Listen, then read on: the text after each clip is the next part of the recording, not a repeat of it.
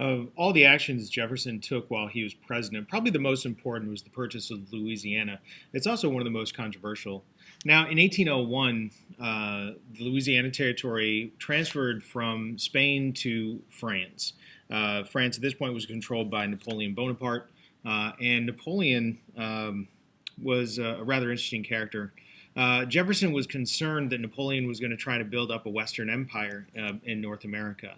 And he was concerned that the peace and stability of the United States would forever be threatened if Napoleon had a foothold in North America using Louisiana Territory. In order to try to counteract this, Jefferson sent a delegation to Paris in 1801 trying to purchase the city of New Orleans from the French and part of western Florida. What this would do would be allow the United States to use the Mississippi River as a transportation system, and it would spur economic growth. And we'd be able to use all of the river systems in the Midwest in order to, the modern Midwest, in order to get out and connect the western part of the United States at that point with world commerce. Jefferson sent Robert Livingston of New York to France to negotiate. It doesn't really go anywhere for a couple of years. 1803, he sends James Monroe, his friend from Virginia, to go. And the French delegation, when Monroe gets there, offers a really surprising, at that point, offer.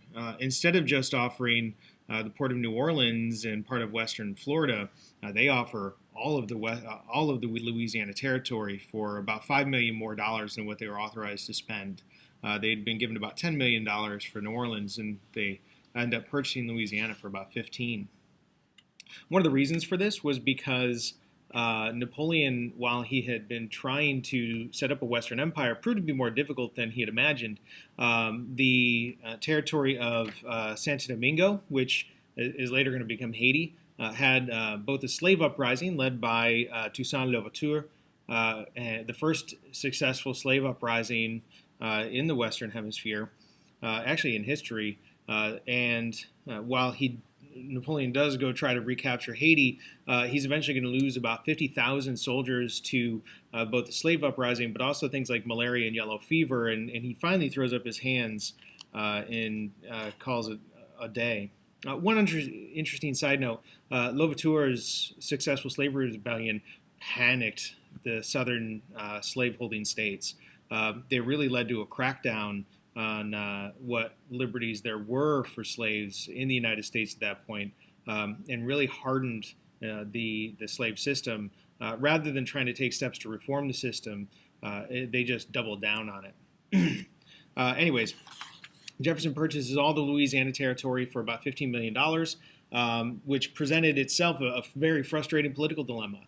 Jefferson had been talking so much about limiting the power of the executive and strict interpretation of the Constitution. However, nothing in the Constitution authorizes the president to purchase land from another country. Interestingly, the role is reversed. The Federalists started to insist on a strict interpretation of the Constitution. Partially, this is just for electoral reasons. All of those westward settlers would end up being most likely Republican voters, Jeffersonian Republicans. So they had worries about the electoral advantage that the Jeffersonian Republicans would have. Also, though, they looked at, they're from the North, and they looked at the southern slaveholding states and saw the opportunity for them to expand slavery into the West. The abolitionists that were in the North at that time were very concerned about that.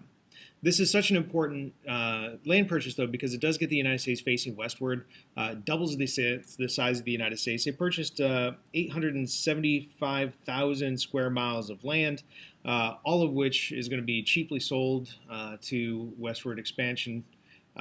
Especially in the old Southwest, it's going to go to cotton plantation owners, states like Alabama, Mississippi, and Louisiana, and Alabama are going to be carved out of this Louisiana Territory.